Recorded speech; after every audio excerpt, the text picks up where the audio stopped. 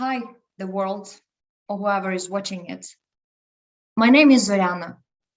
I am Ukrainian, and I'm a mother of two little boys.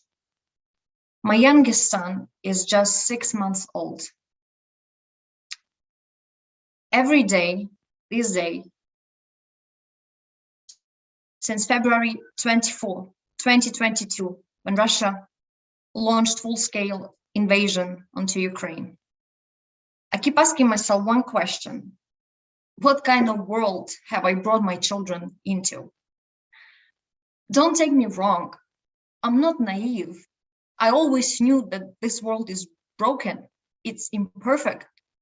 I always wanted to make a difference. But only now, in this situation, I realized how messed up it is. And Russia is not the only country to keep responsible for. Russia wanting to invade Ukraine, it's no news to us. We've been living next to them for centuries. This is not the first time they try to invade us. This is not the first time they try to destroy us. Besides, Russia doesn't share a unique hard love for Ukraine either.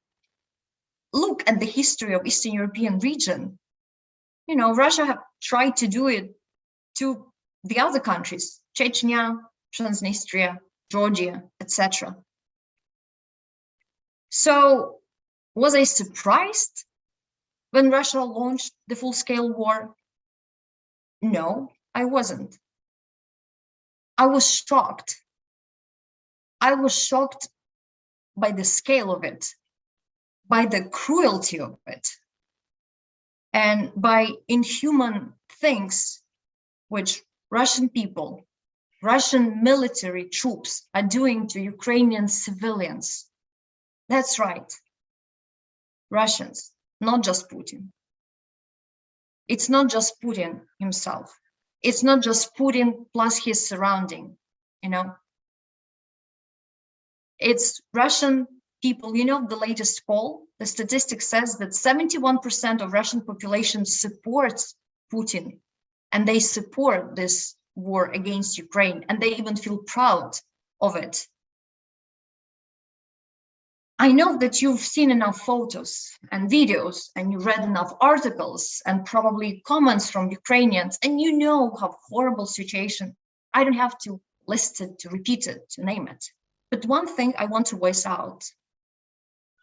I believe that Putin is not just one person, it's a collective phenomena, and it was co-created by the passivity and silence of Russian people for so long, for so many years, as well as by the reaction from the rest of the world. Just let's think of few facts. When Russia invaded, when Russia annexed Crimean Peninsula in 2014, what was the reaction, the response? It was the violation of international law, nothing, When they intruded in the eastern regions of Ukraine, nothing. When Russia distributed 800,000 Russian passports there, which again is the violation of international law, nothing. I can actually say that European Union got even closer to Russia. They started buying even more gas from Russia, trading even more with Russia. And if sanctions were used at that time, 8 years back, we wouldn't be here today watching what's happening outside my city. I wasn't surprised. I was shocked. I was shocked how dysfunctional some of the international institutions are. Those international institutions that were created for the very reason, to ensure the safety and security in the world. Example, look at the UN. It's a joke. What does Russia do there anyway? It's been 20-something days of the war and Russia is still there in the UN. Or when in 2014, Russia annexed Crimea again. How comes Russia is still part of the UN?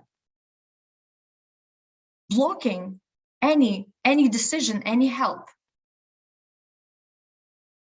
I wasn't surprised. I was shocked. I was shocked how international agreements mean nothing these days. My prayer, my mantra was the Budapest Memorandum. Ever heard of it? Back in 1994, Ukraine signed the Budapest Memorandum. It's an international agreement when Ukraine gave up its nuclear weapon potential, the third largest in the world, in exchange for security guarantees. And the parties who signed or co-signed the agreement were Russia, the US, the UK, and partially France or China. Now, Russia, that guaranteed security to us, is actually killing us, killing our children. And other countries, well,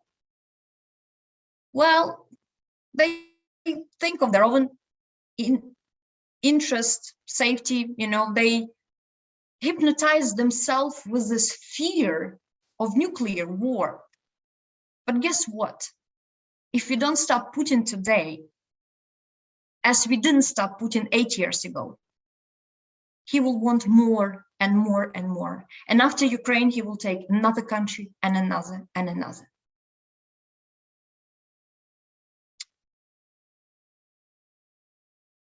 I have this saying stuck in my head. I cannot repeat it word for word, but you will understand what I mean. For the evil to succeed in this world, good people just have to stay aside and do nothing.